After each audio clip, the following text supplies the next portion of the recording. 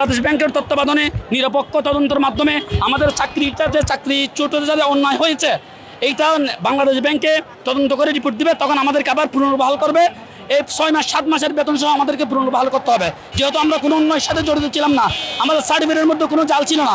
সেই জন্য আপনাদের মাধ্যমে উত্তরটা মাননীয় প্রধানমন্ত্রীর কাছে উত্তরটা আহ্বান করবো, আমাদেরকে যেন বেতন সহ চাকরি ফেরত দেয়। তারপর হচ্ছে চট্টগ্রাম সিটি কলেজ, এই চট্টগ্রাম কলেজ থেকে আমি আইনি মাস্টার্স পাস করছি। আপনার নাম কি? আমার নাম জয়নাল আবেদীন। বাড়ি কোথায়? আমার বাড়ি চট্টগ্রাম। চট্টগ্রামে কোথায়? আমি জয়েন করছি 19 সালের ফেব্রুয়ারির 3 তারিখে। 19 সালের ফেব্রুয়ারির 3 তারিখে আমি জয়েন করছি। আমাদের পরীক্ষাটা হয়েছিল 19 সালের 3 তারিখ। 19 সালে আমি নিয়োগপ্রাপ্ত হয়েছি।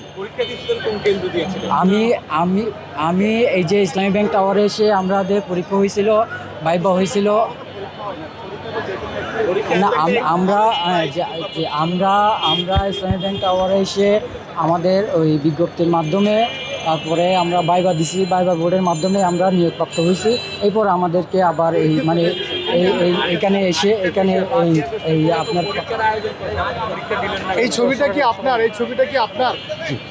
হ্যাঁ, কোন ব্রাঞ্চে চাকরি করতেন? আমি লাস্ট শেরপুর ব্রাঞ্চ থেকে আমাদেরকে টার্মিনেট করা হয়েছে। Sherpur branch Mymensingh Sherpur branch. ঠিক আছে, ধন্যবাদ। বৈষম্য বিরোধী আন্দোলনের মাধ্যমে 5ই আগস্টের পরবর্তী সময়ে আমরা একটা নতুন সরকার গঠিত হয়েছে। সেখানে একটা রাজনৈতিক প্রণোদনাকারী চক্র আমাদের ভাই বোনদেরকে বিনা নোটিশে দীর্ঘ 9-10 বছর চাকরি করার পরেও সে রাতারাতি সে কর্মকর্তাদেরকে কিভাবে অবৈধ বলে এবং তাদের নিয়োগ অবৈধ ঘোষণা করে একটা ইমেলের মাধ্যমে তাদেরকে চাকরিচ্যুত করা হয়।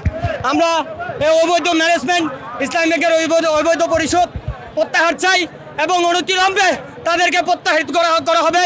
এবং আমরা ইসলামী ব্যাংকের পরিচালনা পরিষদ, এটা আপনারা জানেন, নির্দিষ্ট একটি দলের এজেন্ডা বাস্তবায়ন করার জন্য যারা আমাদের ইসলামী ব্যাংকের ভাই বোন কর্মকর্তাদের কাছ থেকে বাইতুল মালের নামকরণ করে লক্ষ লক্ষ হাজার কোটি টাকা হাতিয়ে নিয়েছে। ডাকসু নির্বাচনে 38,000 কোটি টাকা হাতিয়ে নিয়েছে। আপনারা সেটা জানেন। সেই রাজনৈতিক এজেন্ডা বাস্তবায়নকারী দলকে আমরা হুঁশিয়ার এবং সতর্কতামূলক বক্তব্য প্রারম্ভে বলতে চাই, তারা যেন অনতিবিলম্বে আমাদের ব্যাংকে আমাদের ব্যাংক থেকে অপসারণ করে তাদের এই পরিচালনা পরিষদ আমরা প্রত্যাহার দাবি করছি। এটা জামাত ইসলামীরা আপনারা জানেন, সারা দেশে 5ই আগস্টের পরে অরাজকতা সৃষ্টি করে প্রায় 5-6টা ব্যাংক তারা দখল করে নিয়েছে।